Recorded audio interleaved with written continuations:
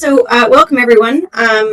You have gotten a chance to preview the digital resources with Smith and I from March onwards. I hope that you guys have liked what you've seen so far. The press has been working very hard at making a really great digital resource package for you all to enjoy. Is there anything you wanted to add to the intro, Smith? Looking forward to showing you how some of these things look live so that you have an idea from both the teacher and student perspective. So from the teacher perspective, one thing that Smith and I were hooting and hollering about when we first found out about the new digital resources edition was that we would not have to ask students for screenshots to prove that they had done a particular exercise. This is obviously it's a problem. I mean, obviously, yes, you can take a screenshot and attach it to an assignment. But then from the teacher's perspective, now you have to go through 26 screenshots to make sure everyone is doing the assignment. And it's also, you have to make sure that the student is taking an authentic screenshot and not a screenshot that they, borrowed from a friend or anything like that. And sometimes the screenshots were not always accurate indicators of how proficient the student was in a task that you would ask them to complete. Even with just like a vocabulary activity, the students might have had the dictionary open in another tab and they're looking up all the definitions or something like that. So it's kind of hard to tamp down whether or not students really understand the material or if they're just checking the box for the assignment and taking a screenshot of something and hoping for the best. So this gives you a much more introspective lens as to the capabilities of your students and what they've been doing after you put that assignment in. As Smith said, we're going to be doing a lot of live demonstration. Smith has a great presentation that's sort of the backbone of what we do. So if you're having trouble following along, she will be getting you a link to the presentation at some point during our webinar, so you can kind of have something to go back to. Please feel free to stop us at any point in time. You know already that I'm quite a talker, so just stop us and ask us questions and ask for clarification, and we'd be happy to walk you through it as much as possible. All right, so without further ado, I will go ahead and share my screen and get us off to a start. So for the purpose of the webinar today, I'm going to play the role of the teacher and Smith is going to play the role of the student. So let's get into it. Okay, just going to minimize all my other stuff. Okay, so you can see that I have my Cambridge Go account up. Right now, or today rather, we're going to be looking at the digital resources that are available for North American Cambridge Latin Course 6th edition, Unit 1. So when you go into Unit 1, this is where you will see the activities that you will be able to assign. It will be under the heading of language activities under the banner of student resources. Now, just a quick sort of organizational note before we get too deep into the weeds here. On your teacher account, you will start out by setting up classes. So right now I have 2 different classes set up, and if Go will come back to us, you'll be able to see. So with the class creation process, it is fairly smooth. You will have to make sure that your students have Cambridge Go accounts before you create a class in which they would use Cambridge Go and access these resources. So I would go to create a class. You can name your class, maybe it's, Latin 3, period 4, something like that. I might suggest that if you have multiple sections of the same level, so 2 Latin 3 classes or 2 Latin 1 classes, whatever, I would do separate classrooms or classes here for each of them. That just helps you to sort of navigate your data a little bit better rather than kind of piling it all on. So at this juncture, I would just sort of say, Latin 2, period 1. You can give it a description if you wish, and then you would click next. And then here's the spot where you would add learners. So you can add learners from the vast database of Cambridge Go users, and you can just sort of, type in their names and select them and then build your class from there. So I'm not going to go through the whole process right now because I already have a classroom ready to go to demonstrate to you guys. So this is the spring webinar demo class. I added an instructor just to show you that you can also have a co-teacher if you are, lucky enough to have another Latin teacher that you might want to add to your collection, I guess you could say. And then I do have one learner, and that is the amazing SK Smith, who is here with us today. So you can see that in Smith's role, she is a student, and this is her email address. So that's my basic class overview. When it comes to the assignments themselves, I would access the class's record of the assignment under resources. Okay, so now that we have sort of the overarching structure of the classes down pat, I'm going to go ahead and go back to where we started. These are all the teacher resources, and I know, Smith and I have spent some time demoing them to you. The teacher's resources in terms of the, online book and the links that you can make, etc. The videos that accompany the student books, the teacher's version of the student book, which again allows you to do like vocabulary activities. And now here we are under student resources, and then we would go to language activities. So language activities encompasses really 3 different prongs. The first of which is vocabulary activities. The second of which are those great sorting activities that you're used to seeing on either your Cambridge Elevate account or your existing Cambridge Go account. And then the third arm are the language practice activities. So if you're imagining the Cambridge Latin course textbook in your head, you might remember the about the language exercises, where it has the students focus in on a new language principle and possibly give sentence examples. So under my activities, I can always see sort of a record of all of the activities that I've assigned. So stage 8, the stage is nice and bold and it kind of separates it from everything else. This is the activity, and then this is the class that I assigned it in. Right now, this particular task is still open. But for today's purposes, I want to show you how to assign activities, and then Smith is going to do the activities, and then I'll show you what it looks like after the activities are done, and you can see the data. Next week, our conversation will be a more robust conversation about what to do with all the data, and not just like where to look for it, but like what do you do with it when you have it, and how can you kind of really home in on some of the details of the data. So when you go to assign a new activity, this activity assignment page is actually nice and broad because I can really assign a bunch of activities to a bunch of different classes to, at the beginning of the week. So imagine you're doing your lesson plans on a Sunday afternoon. You can kind of front load a bunch of different activities for a bunch of different levels just from this one window. So I want to say that I'm going to assign the spring webinar demo. I'm going to select some vocabulary. I'm going to go to stage 1, and I'm going to select a task. And each of the stages has the same breakdown. So, I could show you any other one, you'll see the same thing. So there are vocabulary tasks. Again, we talked about the sorting tasks and then reviewing the language.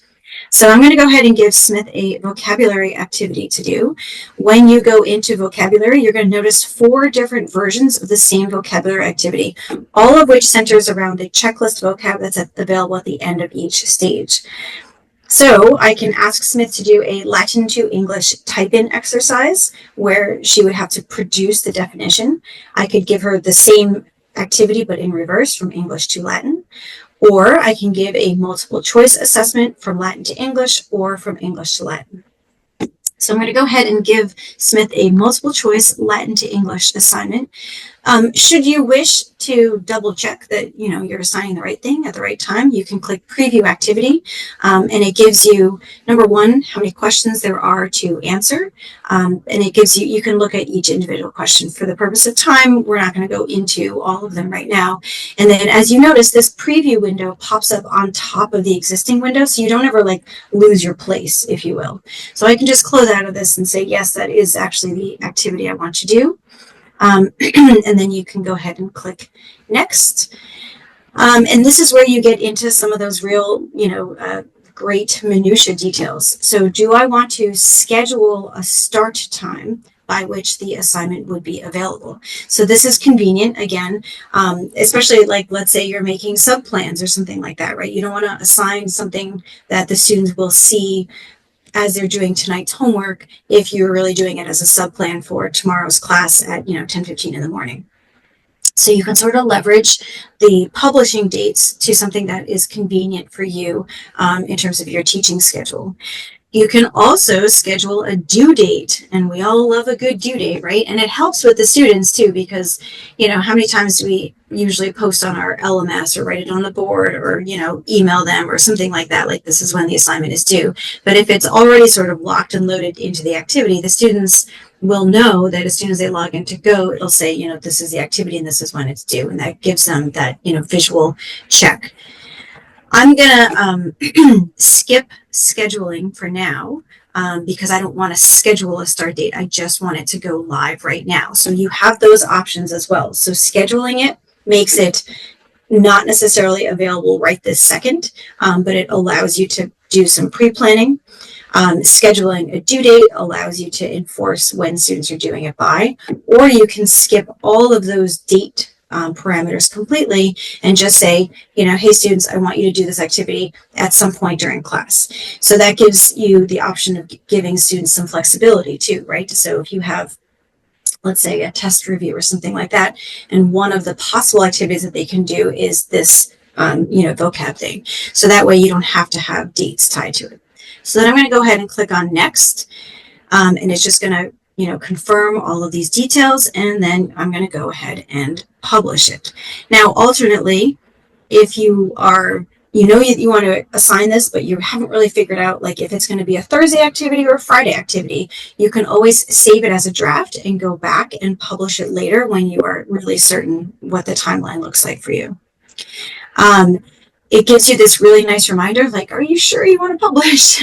And then it just kind of clarifies what you can and can't change after the publishing date. So I'm going to go ahead and publish that first assignment so that Smith will see that in her queue when she gets there. Now, here lies two different possibilities. You can assign this, obviously, well, not obviously. When your students sign into Cambridge Go, they will be able to be sort of fed this activity right away to say, yes, spring webinar demo students, this is what you need to do right now. But you could also copy a link directly to the assignment and put it onto your LMS. So if you wanted students, if you wanted to utilize Google Classroom or Schoology or, Canvas or something like that, you can also use this option. So I'm going to go ahead and click done. And then now you can see that it is live. I don't have any student responses, but that's okay. Now I'm going to do another activity, same class, just because we wanted to show you sort of the breadth of what was available. I'm going to stick to stage 1 just for now. And for the task activity, we're going to do a reviewing the language activity. And under reviewing the language, we have two options, Latin sentences 1 and Latin sentences 2. And these are literally exactly the same sentences that you would get in the textbook. So preview activity. So this is the activity in the textbook where the students select one word from that word bank to accurately complete the sentence. This is indeed the activity that I want. So I'm going to go ahead and click next. This time I'm going to schedule a start time so that I can show you some of the options. Right now I want to start the activity to, the start time has passed. Well, I didn't mean to do that start time. Okay. So let's say the start time is it's 4:19 right now. So I'm going to say 4:22 p.m. And I'm going to schedule a due date to make sure that, my students are doing it on time. And I'm going to say that it must be done by, okay, the default time. The default time is killing me here. Okay, it must be done by 5:00 p.m. Okay, so the students have, however many minutes that is. And I'm going to go ahead and click next. And this is a quick confirmation page. This is when the students would be able to see it. And then once I'm ready, I can click schedule, and then it'll be in Smith's purview as of 4:22 p.m. And I'm going to schedule it for later. So by scheduling it for later, that means that at 4:22, the assignment will be published, or I can publish it now. But then publishing it now overrides the scheduling of when the assignment is available. So you kind of, you make your path. I'm going to schedule it for later. All right, so then Smith should be able to see all of these things. And then the last thing I wanted to show you in terms of assignment, same class. This is going to be from stage 8. And I wanted to show you some of the sorting activities that are available. Now, again, these are just the same sorting activities that you are accustomed to seeing in Cambridge Elevate. So we have characters, declensions, and meanings. I'm going to go ahead and choose characters just to make sure that Smith is keeping up on all of the people in all of our stories. I'm going to go ahead and skip scheduling for now. To give Smith a little bit of a birth of time to get it done. And then I will go ahead and click publish. All right, so I'm going to publish it. Keep in mind, I know that I sort of breezed through this before. After you click publish, you can't change the class that you've assigned it to. You can't change the students who are in that class. And you can't do this activity a second time within that class. So, just make sure that you're aware of those limitations with publishing. All right, so Smith now has 3 different activities. And so we're going to go ahead and follow Smith's journey as she completes those activities. And I will say that at some point, Cambridge is working on making sure that all of those things are accessible, that you can reassess and reassign things. Students can reassess and you can reassign things. It's just at this point not available, but it will be. So I'm just refreshing. It is 4:22, so you can see what's in my assessment folder. And so I've got a series of open and closed activities. As soon as this loads, I'll walk you through everything. So I've got my sorting characters, I've got vocabulary, these 2 right now. And then I'll just walk you through briefly the closed activities. This is what I did in the past. You can't see my score when I pull it up. So if you want to see it, you can see that I did okay on this one, but I didn't do okay on every one of my practice sessions. So I only got half of those right. I wasn't a really good Latin student. And then I did a little bit better. So those are the closed activities that we'll go back to. Okay, so Steph, which would you like for me to start off with? Whichever. All right, I'm going to start off with vocabulary. So you can see how that goes. That's the first one that you brought up. And I'm going to do it as if I were a student. So down here at the bottom, and you probably want to walk your students through this the first time, just in case they don't have their screens fully extended. Maybe they won't be able to see that the begin is at the bottom right corner. So just make sure that they are familiar with this the first time through, and then it should be old hat by the time they've gone through everything. All right, so I'm going to answer some questions correctly and some questions I will not answer correctly. So we get a wide array. We know that servus doesn't mean son, Latin teachers, but that's okay. And I'm going to say daughter here just so we can get a couple of missed things. And then filia, I'm going to wonder who taught me, since I missed some pretty common words, but that's how the cookie crumbles sometimes. Sometimes we forget our words.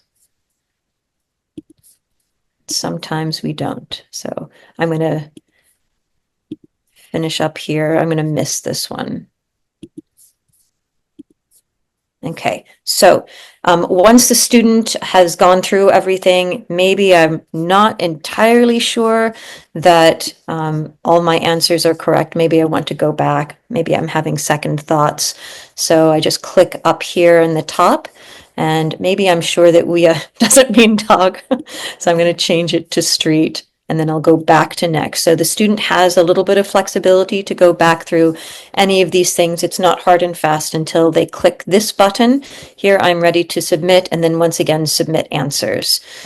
And then Steph will see exactly what I've done and the amount of time it took me to go through everything. And I'm going to get immediate feedback. So let's say that this was projected. It's actually a good idea in some ways to have my score not public, so that other people don't see how I did. And then once I get back to my seat and I can view it from the comfort of own my own chair, that I missed two. All right. So should I do the next activity or do you want to? Okay. All right. So sorting characters, again, we're going to hit this start activity. So you can see the task here, sorting characters, the date is here, and then there's no due date. So I can do it whenever I want. I guess I'll do it right now. And once again, the begin button is right here on the bottom right. And we're just doing things that are associated with people. So Caecilius doing this, Regulus doing this, who's a Pompeian, who's a Nucerian, who's a banker, etc. Okay, so the preview will show you all of those things already, the answer key in working order. So you can double check if you're not sure, if you're not familiar. And then who is crying, and who is kind, who has a hurt paw. And I'm going to just do a couple of things that are wrong so you can see what that looks like again. Just pause to acknowledge the cuteness of the criticism of the word bin. It's so adorable. It really is. It really is. Okay, so if I wanted to, I could reset the words. I'm going to go to next. And again, if I want to make any changes, I can just click back here, 1 or 2. Am I really sure that all of these fit with these things? I'm going to leave them so you can see what things look like on the other end. And so that Magistra Gigante has a very clear idea about whether I read my story or not. So I'm going to click I'm ready to submit and submit my answers here. And I'm going to get some feedback. How did I do? Oh, looks like I missed a couple on the second one. It's too bad, but I did okay on the first part. Yeah, and then just to clarify with the sorting activities, and this is not different than the way it looks on Elevate now. The terminology is that one question is the full sort of whatever's in the word bin. So in question 2, right, she scored 6 out of 8, but the whole question itself counted for like 8 different words in the sorting pattern of them. Thank you. All right, so reviewing the language, these are Latin sentences, and so we've got the start date and the due date that you can double check as a student to make sure I still have the opportunity to complete this before 5 o'clock. Fingers crossed, I'm going to get it done. So I'm going to begin down here at the bottom right. And okay, so who is in Hubiculo? I'm just going to kind of choose as we go through. So here we go. And I'm going to say,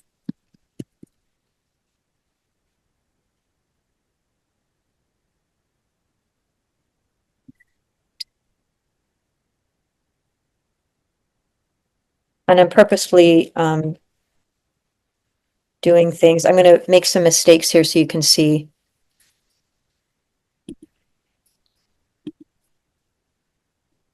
So you can see here, I clicked Grumio, but the translation here, the dog is in the street.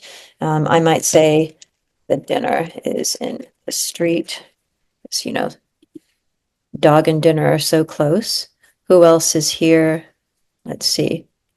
Let's put Caecilius in the kitchen so he can scream, and it's correcting me. So Grumio is in the, I'm going to mess it up again, bedroom. And then let's put, there's Caecilius. So I can see that I have it right.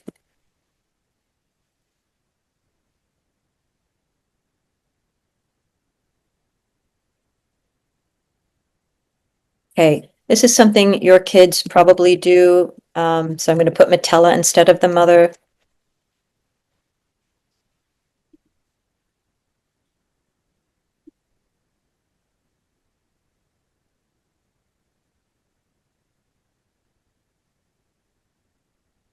I'm going to type some things out like, oh, I'm already done. Okay, so if I wanted to go back, I could just click on any of these just as a quick refresh. And then here are the buttons to let me know, yes, I am ready. And I'm going to submit.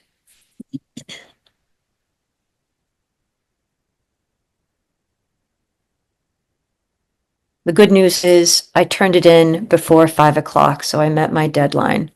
And I did not do so well on my Latin sentences, so I definitely need to spend more time with Magistra Gigante. Okay, so return. You can see here that everything is now complete on my end. I've done all of my work, and if I went through, I can see all of the activities that I have done. I've been a good student in completing my activities, if not my Latin.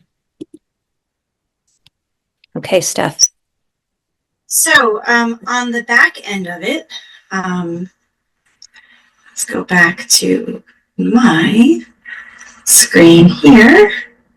Okay, so just to sort of clarify something, so the way that I'm getting to the data and the reports of these particular activities is actually not through classes, that's here. This classes is really just the organizational resource by which you establish the class. And then all of your activity and your activity about the activities that you assign to the students, everything happens within, remember we started from down here where we went to language activities. So all of my data, all of my knowledge about what students have done and when they did it comes to us from that particular heading on the site. So let's go into the sorting characters first, because it just so happens that it is whatchamacallit, on top. So I'm going to go ahead and view the report. And in the report, I can see that the average score was an 86 and the response rate was 100%. So there wasn't, this type of data is not really robust yet because there's only one student, right? So it's not an issue of the software. It's just there's only one student to really, focus on in terms of the struggle or what's correct and what's not correct. So this was the sorting activity in which Smith was sorting like the actions that were associated with each of the characters. And I can see here that in question 1, which, as I mentioned, that was one heading for, I think it was like 4 terms on each side. And then, so Smith got 6 correct and 0 incorrect. And then with the Androclus and the lion story, Smith got 6 correct and 2 incorrect. And so I have that data to be able to use. And then I can also go in and look at the data by student. Again, we only have one, but I can see that SS, scored a 12 out of 14, and it gives you a nice like graph by which to sort of guide you. But then as you scroll down, you can also see that I can see that Smith spent 40 seconds on the activity. So that gives me a little bit of a conversation then to have with the student, like, hey, this took you like 22 seconds and you only got, 2 out of 14 correct. And perhaps suggest to the student in, however heavy-handed a way as you want, perhaps if you spend more time on the activities, you might, get to a higher score overall. But this does give you an idea, like maybe you have an all-star student who normally pulls in A pluses without even trying, and you realize that they have really tanked in exercise. And then you can see, well, the student really only spent, 25 seconds on the assignment. So now you can say, go up to the student and, was everything okay last night? Were you not able to do your homework? Were you just trying to kind of squeeze this in? Because the score is not typical of what I know that you're capable of. So it does help to start informing discussions like that. Going back out again, I'm going to go ahead and look at the Latin sentences that Smith had. As we know, score-wise, this was one of Smith's weaker activities, and she did on purpose, obviously. But it does give us, again, the average score, and it tells us about, the which questions were the harder ones. Again, because we only have one student to go by, we don't really have like a clear idea of which question was harder for a larger population. We're really just dealing with one. But then you can kind of go forth and see, okay, well, Smith got question 1 incorrect and question 2 was correct, etc. So you can kind of get a gauge here. And then you can also, I mean, obviously when you have more students and more data, it becomes a little bit easier to navigate through that. And then with the student here, again, I get the same activity, but then I get the same data here to say, 1 minute and 34 seconds. You can also, the default is that it's sorting by the student's name, but you can also sort by time. And if you really, if you wanted to present your students with some really meaningful data, you could kind of take a screenshot. I know we just said no more screenshots, but you, as a teacher, you could take a screenshot of the report to say, okay, look at the correlation between the time that students in our class are spending on activities and the scores that they're getting. And to kind of provide a more broad scale conversation with your students to say, maybe we should be spending more time on homework assignments rather than less time, because this is not, necessarily yielding the results that I think everyone might want. This type of fast take data too, and I don't want to spill too much into what we're going to talk about next week. But this also provides a good basis of conversation with parents too. If you have, parents who are saying, well, my student is doing their homework and, but then they're not doing well on the assessments, in the same week. And you can kind of point to the evident through line between the fact that yes, their kid is finishing the homework, but they're finishing it in a very fast period of time, and they're only getting 50% on whatever the assignment is. So there's a disconnect between how much effort the kid is putting into the preparation required versus and that's what's really telling the data behind the assessment itself. So I can go ahead and see all of that from each of these particular activities. And then I can go ahead and go into the language so the vocabulary activity as well. And I can get some really quick data. Again, with only one student, I can't necessarily see that, question 8 was hard for most people. I can only see that it was hard for Smith. But I can go through in a sort of a step-by-step basis to see what Smith did. Now, in this particular segment, because we only have Smith, it's going to be a little bit challenging to show you the gradebook, but I will show you a gradebook that exists for this account for the Latin 1 class. And if you look at the gradebook, it does give you an idea of overall grades. You can also narrow it down by not just all stages, but how are the students doing on stage 3 activities. And then you could also just narrow it down by the vocabulary itself to say, okay, all stages, and I want to show all the activities, right? So this is the vocab activity, or it's just stage 3 and stage 4. So this does give you, a pretty detailed outcome in terms of what your classes are capable of doing in a pretty quick way. Alrighty. Was there anything? Yeah. Yeah, I was just going to add, so Cambridge is currently working on enhancing the student view of the feedback, improving the teacher view of the reporting pages, as I'd mentioned before. They are going to be working on resetting activities so that students have multiple attempts. The teacher will still have to reset the activity once it's published, but it will give students an opportunity to take and retake, and we all want students to do practice on their own. And then the Explore the Story audio should be available by August as well. So there's a lot of information that is coming that is going to be super interesting for the 6th edition to supplement your teaching and supplement student learning. Yes, thank you. That's definitely great information. Another thing I was just actually, I forgot to mention earlier, so I do have this task that is currently being assigned, but I can still get that link if I forgot to get it before and I want to copy it to my LMS. I can still copy it from here. I can edit the scheduling that I had originally designed. Maybe you have a snow day, right? So we're a day off and now we have to reschedule at some point.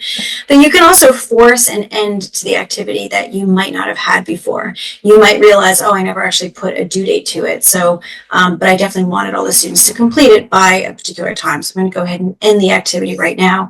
And then finally, you can also get back to a preview in the event that the students are wondering what exactly the assignment is that you've given them to do. Smith, did I miss anything? Sorry, somehow got muted.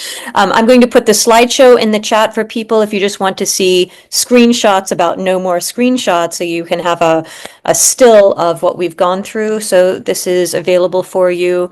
And this just gives you a pretty quick overview about what we did if you need a little bit of a rehash. Yeah, so all of these, this is just stuff that we already talked about. I just want to make sure that we did talk about all of the things, and I believe we did. That is great. Thank you so much, Stephanie and Smith, for your helpful session. I think it really shows how far the software is coming and what else is coming up soon. So there's lots happening. Does anyone have any questions that we can answer? Please put those in the question and answer or in the chat. I did answer 2 questions, but if those are not answered to your liking, feel free to repost them, and I'll ask specifically to Stephanie and Smith if they have anything additional to add. In the meantime, all right, so no more sorting for students unless assigned. Would either of you like to take that question? What's the question? Sorry. So Joan says, so no more sorting for students unless assigned. The students can't opt into the sorting activities. They would have to be assigned it. I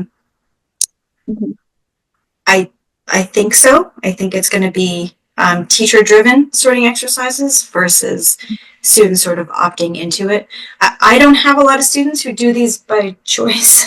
So, I mean, maybe you are very fortunate and you have great students who really like to practice extra stuff. But no, I don't think it's going to be an opportunity for students to just do it on their own time.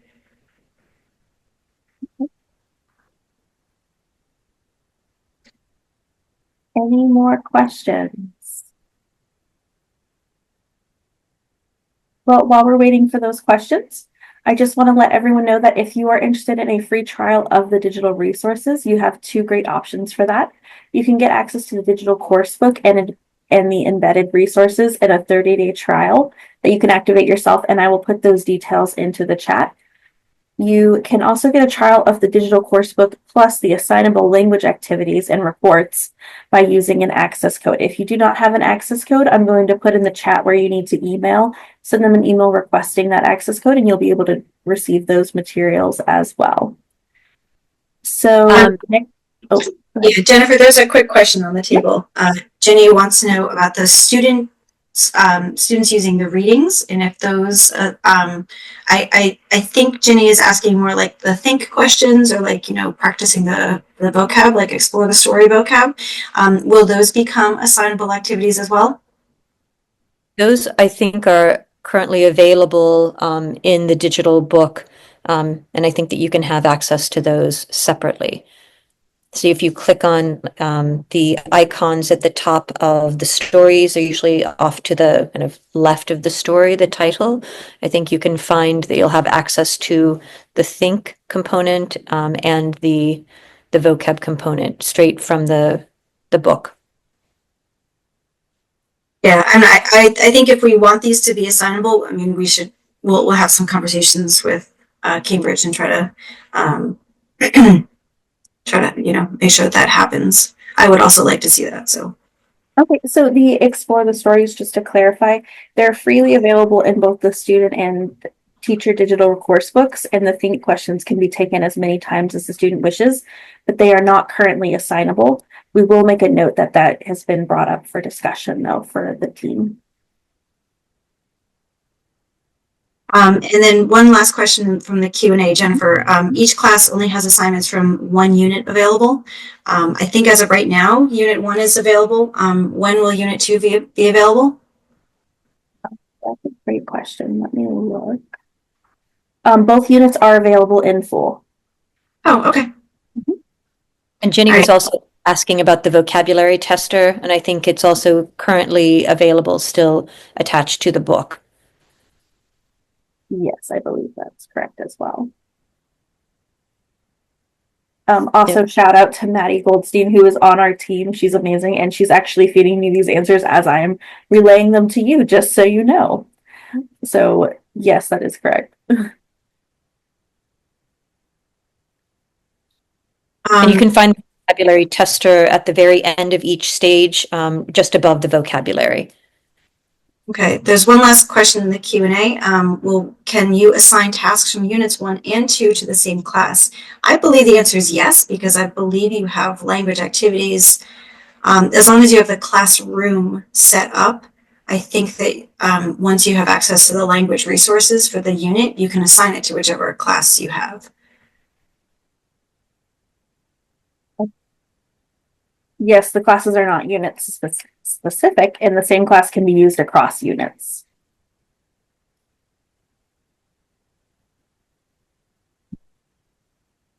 I'm just popping something else in the chat for Virginia's response. Hold on just one moment.